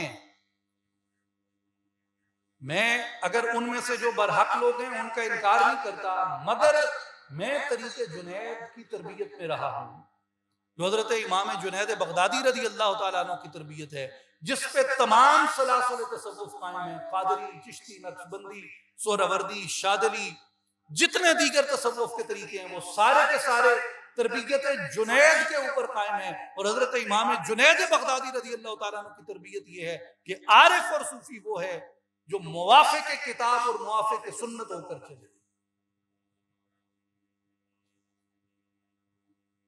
جن کی فکر و نظر میں، عمل و اعتقاد کے اندر کتاب اور سنت کی مخالفت نہ پائی جائے۔ میرے بھائیو، یہی سارا وہ بیان ہے جو ناچیز آپ سے عرض کرنے کی کوشش کر رہا ہے کہ اصلاحی جماعت کا مشن ہی ہمارے حضور مرشد کریم نے یہی رکھا کہ ایسی تعلیم کو فروغ دیں جو موافق کتاب اور موافق سنت ہو اور اس طریق کے اوپر ہو جو سیدنا سلطان العارفین حضرت سلطان باہو رحمت اللہ علیہ کا طریق ہے اور غوث اعظم سیدنا شیخ عبد القادر گیلانی رحمت اللہ علیہ کا طریق ہے۔ اور اس طریق کے اندر کتاب سے مخالفت کا اور کوئی ایسا عقیدہ اختیار کرنے کا سوال کیا، گمان کا بھی امکان پیدا نہیں ہوتا جو مخالف کتاب یا مخالف سنت ہو۔ اس پہ آگے میں ایک چھوٹی سی بات آپ سے عرض کر دوں، اسی آیت مبارکہ کے تحت وَإِذْ أَوْحَيْتُ إِلَى الْحَوَارِيِّينَ، اور جب ہم نے حواریوں کو الہام کیا، اس پہ امام ابو اسحاق الثعلبی رحمۃ اللہ علیہ نے اپنی تفسیر الکشف والبیان عن تفسیر القرآن میں یہ فرمایا کہ ای الہمتہم وقذفت فی قلوبہم الوحی، یعنی ہم نے انہیں الہام کیا اور ان کے دلوں کے اندر وحی کی اس حقیقت کو اجاگر کر دیا۔ اس کے آگے امام ثعلبی رحمۃ اللہ تعالی علیہ نے، جو تفسیر کے امام ہیں، فقہ کے امام ہیں، یعنی صوفیہ میں شمار نہیں کیے جاتے، یقیناً وہ اللہ کے ولی ہوں گے، مگر جو ان کا طبقہ شمار کیا جاتا ہے وہ فقہاء و مفسرین کا طبقہ شمار کیا جاتا ہے۔ وہ فرماتے ہیں والوحی علی اقسام، وحی کی کئی اقسام ہیں۔ وحی بمعنی ارسال جبریل الی الرسول، ایک قسم وحی کی وہ ہے جو اللہ تبارک و تعالی حضرت جبریل امین کو بھیج کر اپنے رسول کی طرف بھیجتا ہے۔ ایک وحی وہ جو اللہ تعالی حضرت جبریل کے ذریعے اپنے رسول کی طرف بھیجتا ہے۔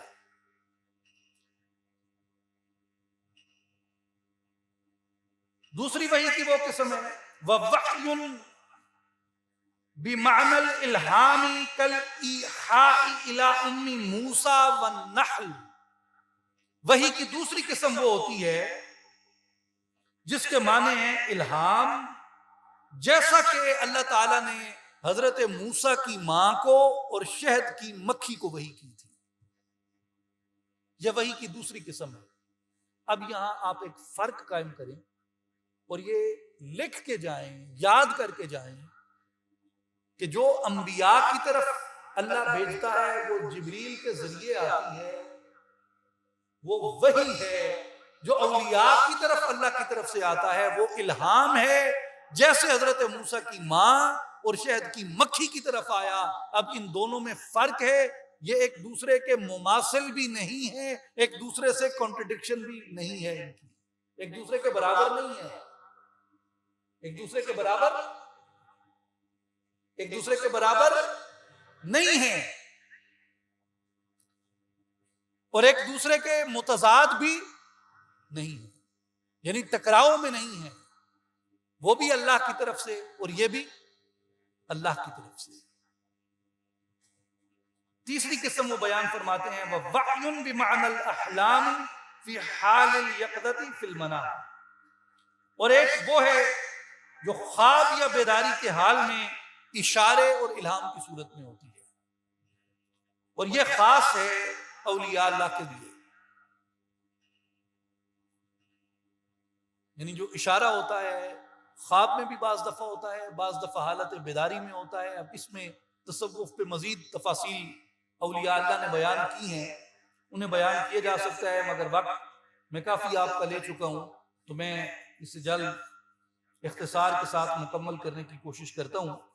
اس پہ مختلف مفسرین کا اور محدثین کا، جیسے امام زین الدین عراقی رحمۃ اللہ تعالیٰ علیہ ہیں، امام بدر الدین عینی رحمۃ اللہ تعالیٰ علیہ ہیں، اور دیگر علماء سے استدلال کیا گیا، اسے میں ایک طرف کرتا ہوں۔ 5ویں آیت مبارکہ کی طرف آئیں۔ پہلی آیت کس کے بارے میں تھی؟ حضرت خضر کے بارے میں۔ دوسری آیت کس کے بارے میں تھی؟ حضرت موسیٰ کی والدہ کے بارے میں۔ تیسری آیت کس کے بارے میں تھی؟ شہد کی مکھی کے بارے میں۔ چوتھی آیت کس کے بارے میں تھی؟ حضرت عیسیٰ علیہ السلام کے حواریوں کے بارے میں۔ اب آئیں 5ویں آیت کی طرف۔ سورہ مریم میں اللہ تعالیٰ نے ایک مقام پہ نہیں، ایک سے زیادہ بلکہ 2 سے زیادہ مقامات پہ حضرت مریم کی طرف الہام کا اشارہ فرمایا ہے، اور بذریعہ ملائکہ بھی کلام کیا اور بذریعہ حضرت جبریل بھی کلام کیا۔ فارسلنا الیہا روحنا فتمثل لہا بشرا سویا، ہم نے ان کی طرف حضرت جبریل کو بھیجا سو وہ ان کے سامنے مکمل بشری صورت میں ظاہر ہوا۔ قالت انی اعوذ بالرحمن منک ان کنت تقیا، مریم نے کہا بے شک میں تجھ سے خدائے رحمان کی پناہ مانگتی ہوں اگر تو اللہ سے ڈرنے والا ہے۔ قال انما انا رسول ربک لأہب لک غلاما زکیا، جبریل نے کہا میں تو فقط تیرے رب کا بھیجا ہوا ہوں کہ میں تجھے ایک پاکیزہ بیٹا عطا فرماؤں۔ اب جب جبریل کلام کرتا ہے قال انما انا رسول ربک، یہ کس کا کلام ہے؟ کلام تو اللہ کا ہے، لیکن یہ بات کون کہہ رہا ہے؟ بات کون کہہ رہا ہے؟ بولیں بھائی، جبریل امین کہہ رہے ہیں۔ اور جبریل کی بات کیا ہوتی ہے؟ نبی کے لیے وحی اور غیر نبی کے لیے الہام۔ اب آئیں دوسری بات پہ، یہ الہام ہوا نا، اگر جبریل نے کلام کیا بندے سے، بشر سے، حضرت مریم کون ہے؟ انسان ہے، اللہ کی بندی ہیں، بشر ہیں، اور جبریل کون ہے؟ فرشتے ہیں، ملک ہیں، اور کیا لے کے آتے ہیں؟ رب کا پیغام۔ اور رب کا پیغام کیا ہوتا ہے؟ اگر نبی کے لیے آئے تو بولیں وہی، اگر ولی کے لیے آئے تو الہام ہے۔ اب حضرت مریم نبیہ ہیں یا ولیہ ہیں؟ ولیہ ہیں، لہذا جب جبریل اللہ کی طرف سے پیام لے کے آئے، اللہ کی طرف سے پیغام لے کے آئے، اللہ کی طرف سے عطا لے کے آئے، جب حضرت مریم کو اس کے بارے میں بتا رہے ہیں تو اس کا مطلب یہ ہے کہ حضرت مریم کی طرف اللہ تبارک و تعالی نے بذریعہ ملک کلام کیا، بذریعہ ملک الہام عطا فرمایا۔ تو اللہ چاہے تو ام موسیٰ کے دل میں براہ راست بات ڈال دے، اللہ چاہے مکی کے دل میں براہ راست بات ڈال دے، اللہ چاہے اپنی ولیہ کی طرف اپنے فرشتوں کے ذریعے کلام کرے۔ تو اس میں سارے راستوں کا، سارے طرق کا اس بات پایا جاتا ہے۔ اس کے آگے آئیں سورہ آل عمران آیت نمبر 45۔ اذ قالت الملائکۃ یا مریم ان اللہ یبشرک بکلمۃ منہ، اللہ تعالیٰ تمہیں اپنے کلمہ کی بشارت عطا فرماتا ہے، اسمہ المسیح عیسی ابن مریم، جس کا نام مسیح ابن مریم ہوگا، وجیہا فی الدنیا والآخرہ، اس کی وجاہت ہوگی دنیا میں اور آخرت میں، ومن المقربین، اور وہ مقربین میں سے ہوگا۔ یہ کلام حضرت مریم کے ساتھ ایک ملک جبریل نہیں کر رہا، بلکہ یہ کلام قرآن یہ بتاتا ہے قالت الملائکۃ، فرشتوں کی پوری جماعت حضرت مریم سے کلام کرتی ہے۔ اللہ چاہے تو اپنے ولیوں کے ساتھ فرشتوں کی پوری جماعت کو کلام کرنے کے لیے بھیج سکتا ہے۔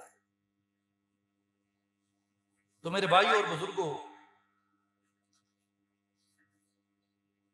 اس کے آگے بھی قرآن مجید میں حضرت سیدہ مریم سلام اللہ علیہ کے بارے میں یہ بات آتی ہے کہ اللہ تعالیٰ نے ان سے ملائکہ کے ذریعے ان کو پیغام دیا۔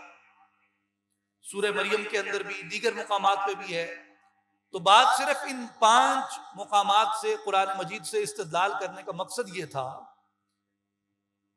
کہ یہ ذہن نشین کر لیں کہ اللہ چاہے تو خضر علیہ السلام کو بطریق الہام چیزیں بتا سکتا ہے، اللہ چاہے ام موسیٰ کی طرف الہام کر سکتا ہے، اللہ چاہے شہد کی مکھی کو الہام کر سکتا ہے۔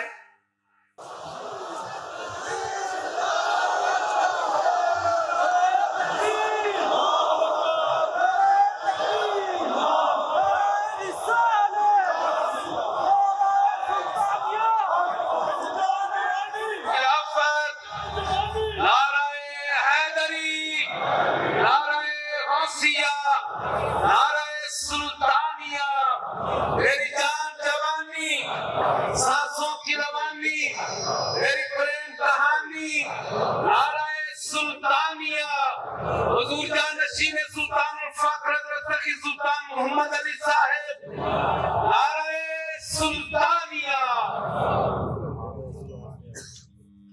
میرے بھائیوں اور بزرگوں، اپنی اپنی جگہ پہ اپنی نشستوں پہ تشریف رکھیں۔ ہماری خوش قسمتی اور خوش بختی ہے کہ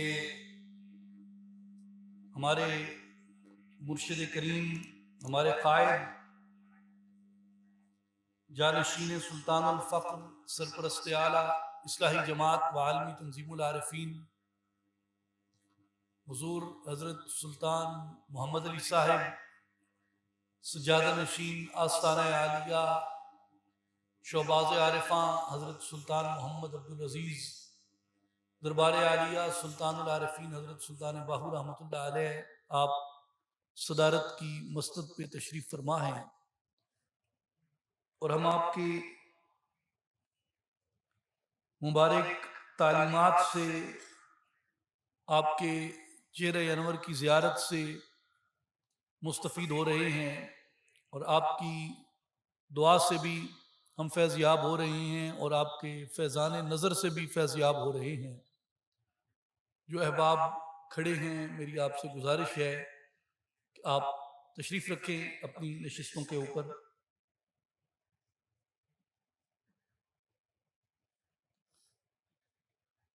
میرے بھائیوں، اللہ تبارک و تعالی چاہے تو اپنی عطا سے جسے چاہے مالا مال کر سکتا ہے۔ اس کی قدرت میں کسی کو دخل نہیں ہے، نہ ایسے کو دخل ہے کہ اس نے الہام کیوں نہیں کیا، نہ ایسے کو دخل ہے جو یہ کہے کہ اس نے الہام کیوں کیا۔ یہ خالصتاً اس کی عطا، اس کی رضا، اس کا کرم، اس کا فضل، اس کا انتخاب اور اس کی توفیق ہے۔ یہ اس کا کرم ہے، اس کا فضل ہے، اس کا انتخاب ہے، اسی کی توفیق ہے، اسی کی رضا اور اسی کی مہربانی ہے، اور اس کا فیض ہے۔ وہ جسے چاہے اس نعمت سے مالا مال کرے، جسے چاہے ان خزانوں سے غنی فرما دے، اور جسے چاہے اس پہ عطاؤں کے انبار برسا دے۔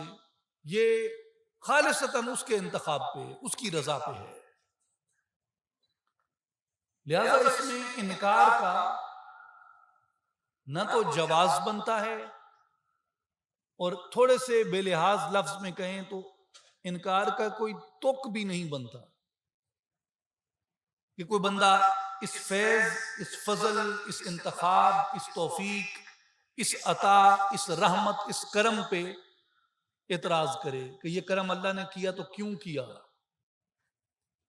جب اس کا واقع ہونا ثابت ہے تو جواز یا امکان کی بات تو بعد میں آتی ہے۔ اب میرے بھائیو، حضرت مریم سلام اللہ علیہا کا ناچیز نے واقعہ عرض کیا. وہ غیر نبی ہیں اور ولیہ ہیں، اور ان پہ الہام کی ایک ایسی صورت اللہ نے بیان کی. ایک مقام پہ جبریل امین ان سے کلام کرتے ہیں، اور ایک مقام پہ ملائکہ کی پوری ایک جماعت ان سے کلام کرتی ہے. ملائکہ کی پوری ایک جماعت ان سے کلام کرتی ہے. لہذا یہ معلوم ہوا کہ غیر نبی سے اللہ کے فرشتے کلام کر سکتے ہیں اللہ کے اذن، عطا اور اس کے انتخاب اور اس کی توفیق سے.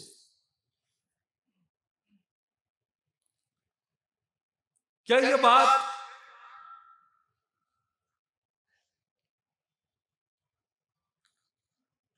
حضور نبی کریم صلی اللہ علیہ وآلہ وسلم کے بعد موافق کتاب اور موافق سنت ہے کہ بشر الہام اللہ کی طرف سے وصول کر سکے؟ تو قرآن کی آیت ہے سورہ حامیم سجدہ، آیت نمبر 30. قرآن بیان کرتا ہے ان الذین قالوا ربنا اللہ ثم استقاموا تتنزل علیہم الملائکہ الا تخافوا ولا تحزنوا وابشروا بالجنۃ التي کنتم توعدون. بے شک جن لوگوں نے کہا ہمارا رب اللہ ہے، پھر وہ مضبوطی سے استقامت سے اسی پر قائم ہو گئے. ثم استقاموا، استقامت سے قائم ہو گئے اس پہ، کیا ہوتا ہے؟ تتنزل علیہم الملائکہ، ان پہ اللہ کے فرشتے اترتے ہیں.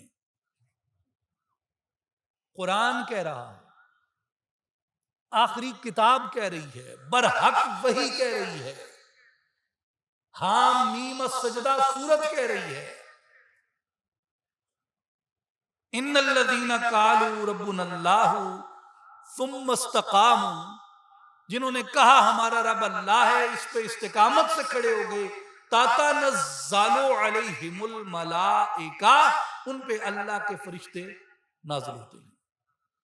اللہ تخافوا ولا تحزنوا، اور وہ فرشتے کیا کہتے ہیں؟ اے بندو لا تخافوا، دل سے خوف نکال دو، ولا تحزنوا، حزن غم ملال دل سے نکال دو. ابشروا بالجنت التي کنتم توعدون، اس جنت کی بشارت دیتے ہیں جس کا اللہ نے تم سے وعدہ کیا ہے. اور آگے کیا ہے؟ نحن اولیاؤکم فی الحیات الدنیا، ہم تمہارے دوست ہیں دنیا کی زندگی کے اندر. دنیا کی زندگی کے اندر وہ مددگار بن جاتے ہیں. مفتی بغداد حضرت علامہ محمود احمد آلوسی رحمۃ اللہ تعالی علیہ نے تفسیر روح المعانی میں فرمایا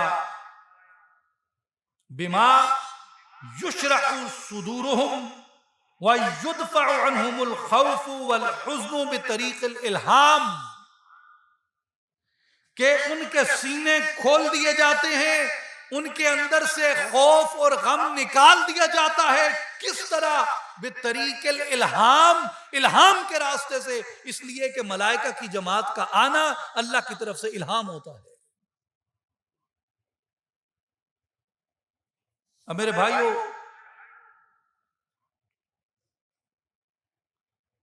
اسی بات پہ کہ صوفیاء کرام کو، اولیاء اللہ کو، عارفین کو اللہ کی طرف سے یہ مقام، یہ درجہ اور یہ رتبہ نصیب ہوتا ہے. جو ظاہری سکول ہے، ظاہریہ کے بہت بڑے امام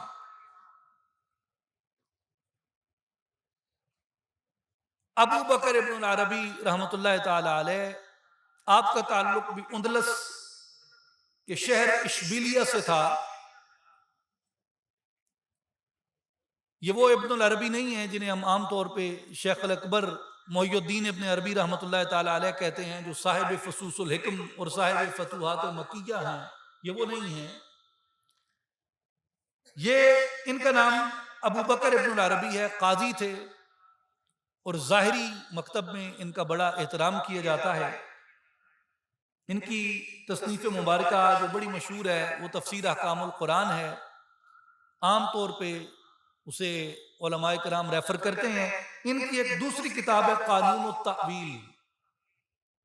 قانون التأویل میں قاضی ابو بکر ابن العربی رحمۃ اللہ علیہ نے فرمایا کہ ذہبت الصوفیۃ، صوفیہ کا کہنا ہے، الی انہ اذا حصل للانسان طہارۃ النفس فی تزکیۃ القلب وقطع العلائق وحسم مواد اسباب الدنیا، کہ جب انسان کو نفس کی پاکیزگی، دل کا تزکیہ حاصل ہو جائے اور دنیاوی اسباب کے ذرائع جیسے تعلقات، رغبتیں اور وابستگیاں منقطع کر لے، من الجاہ والمال والخلطۃ بالجنس، عزت و جاہ، مال و دولت اور ہم جنس لوگوں کی کثرت صحبت سے الگ ہو جائے، والاقبال علی اللہ تعالی بالکلیت، اور پوری توجہ اللہ کی طرف اختیار کر لے، علما دائما وعملا مستمرا، علم میں دوام حاصل کر لے، عمل میں پائیداری حاصل کر لے. کشفت لہ القلوب، اس کے دلوں پر اسرار منکشف ہو جاتے ہیں. ورأى الملائکۃ وسمع اقوالہم، وہ فرشتوں کو دیکھتا بھی ہے، ملائکہ کی باتوں کو بھی سنتا ہے. جس وقت وہ سلوک کی منزلیں طے کرتا ہے، وہ معرفت کی منزلیں طے کرتا ہے، درجات کو طے کرتا ہے، ذکر کے اندر رغبت کر لیتا ہے، اللہ کی طرف متوجہ ہو جاتا ہے اور اللہ کے ما سوا سے اپنے دل کو خالی کر دیتا ہے، اپنی محبت اللہ کے لیے خالص کر دیتا ہے، اس وقت فرماتے ہیں کہ اس کے سینے پہ اللہ کی طرف سے رازوں کو کھول دیا جاتا ہے. اور یہ وہی بات ہے جسے صحیح بخاری میں امام بخاری رحمۃ اللہ تعالی علیہ نے نقل کیا کہ حضور علیہ الصلوۃ والسلام نے فرمایا کہ بندے کا وہ مقام آ جاتا ہے کہ جب وہ بولتا ہے میں اس کی زبان بن جاتا ہوں، جب وہ سنتا ہے میں اس کے کان بن جاتا ہوں، جب وہ پکڑتا ہے میں اس کے ہاتھ بن جاتا ہوں، جب وہ چلتا ہے میں اس کے پاؤں بن جاتا ہوں، حتیٰ کہ وہ مجھ سے سوال کرتا جاتا ہے میں اس کو عطا کرتا جاتا ہوں. اس لیے جب جسم علائق کے دنیا سے محفوظ ہو جاتا ہے، اللہ کی طرف راغب ہو جاتا ہے اور بندہ اپنا حصہ ترک کر کے اللہ کے لیے اپنے آپ کو وقف کر دیتا ہے، اس کے وجود میں غیر اللہ نام کی کوئی چیز باقی نہیں رہ جاتی. اس وقت اللہ تبارک و تعالی اس کے سینے کو اپنے انوار کے لیے مختص فرما دیتا ہے. اور میرے بھائی اور بزرگوں، اس لیے جو بنیاد ہے تصوف کی، یعنی بالکل اساسی چند ایک چیزیں ہیں، بنیادی چند ایک چیزیں ہیں، اس کے کچھ فنڈامنٹلز ہیں. اس میں کشف اسرار ہے، جسے عام طور پہ کشف کہتے ہیں یا الہام کہتے ہیں. اپنے وسیع تر معنوں میں صوفیاء نے اسے مختلف معانی میں استعمال کیا ہے، مگر اپنے ایسنس میں اگر دیکھیں تو دل سے حجابوں کا، پردوں کا اٹھنا اور اسرار کا ظاہر ہونا، یہ کشف ہے. حق کی خبر آنا حق کے لیے، حق کی طرف سے خبر آنا مقامات کے لیے، حق کی طرف سے خبر آنا کسی واقعے کے لیے، حق کی طرف سے خبر آنا کسی بندے کے لیے، حق کی طرف سے خبر آنا کسی کے احوال کے لیے، حق کی طرف سے خبر آنا کسی کے رازوں کے لیے، یہ تمام کا تمام کشف میں آتا ہے، الہام میں آتا ہے. اللہ نے اس طرح کے الہام کی غیر نبی کے لیے قرآن میں تصدیق اور توثیق فرمائی، اور قرآن کی آیت سے یہ بھی ثابت ہے کہ قیامت تک وہ مومنین جو اللہ کی راہ میں استقامت سے کھڑے ہو جاتے ہیں، اللہ ان کو بھی الہام سے مالا مال فرمائے گا. میرے بھائیو، یہ طریقے تصوف ہے، یہ وہ راستہ ہے. لیکن اس راستے کی اساس اور بنیاد کیا ہے؟ پاکی. اساس اور بنیاد کیا ہے؟ پاکی. آپ نے جس مولا سے رابطہ جوڑنا ہے وہ کون ہے؟ سبوح، قدوس، سبحان. اسے پاکیاں ہیں، اسے پاکیاں ہیں. وہ پاک ہے، سبحان ہے. تو میرے بھائیو، عالم سے تعلق جوڑنے کے لیے علم چاہیے.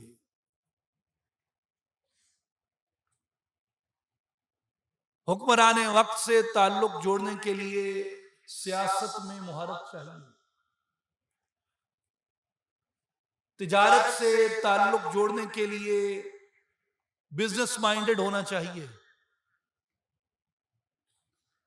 دنیاوی مثالیں ہیں چھوٹی چھوٹی. مجھے بتائیں، سبحان سے، سبوح سے، قدوس سے تعلق جوڑنے کے لیے کیا چاہیے؟ اس کے حضور حاضری کے لیے کیا درکار ہے؟ پاکی. کیا درکار ہے؟ پاکی. باہر کی پاکی اور اندر کی پاکی. علماء نے آپ کو سکھا دی ظاہر کی پاکی، آپ شریعت پہ گامزن عمل ہو گئے. وضو کر لیا، طہارت کر لی، حرام چھوڑ دیا، شر چھوڑ دیا، جھوٹ چھوڑ دیا، نجاست، کراہت، ان معاملات سے آگاہ ہو گئے. جسم، لباس، مقام، اٹھنے بیٹھنے کی، لیٹنے کی، سونے کی جگہ پاک ہو گئی. آداب میں، معمولات میں پاکیزگی آ گئی. اب ایک مرحلہ رہ گیا، اور وہ مرحلہ کیا ہے؟ اندر کی پاکی. اور وہ کون سکھاتا ہے؟ وہ کون سکھاتا ہے؟ وہ مرشد کامل سکھاتا ہے، وہ عارف سکھاتا ہے. جس طرح ظاہر کی پاکی اہل علم کے علماء کے ذمہ ہے، اسی طرح باطن کی پاکی مرشد کامل کے ذمہ ہے. اولیاء اللہ کے جو طریق میں پاکی ہے، یہ بنیاد ہے. طہارت بنیاد ہے، ظاہر کی بھی اور باطن کی بھی. تو میرے بھائی اور بزرگوں، ہمارے حضور مرشد کریم کی یہی دعوت ہے کہ آئیں اور اس ظاہر کی اور باطن کی پاکی کو حاصل کریں. اور باطن کی پاکی کس سے حاصل ہوتی ہے؟ اللہ کے ذکر میں کثرت اختیار کرنے سے، اللہ کی طرف رغبت اختیار کرنے سے، اللہ کی طرف توجہ اختیار کرنے سے، اللہ کی طرف اپنے خیالات مبذول کر لینے سے، ان میں استقامت اختیار کر لینے سے. اصلاحی جماعت کی یہی دعوت ہے کہ آئیں اور اس پاکی کے راستے کو اختیار کر کے اپنے ظاہر کو، اپنے باطن کو منور اور پاکیزہ کریں.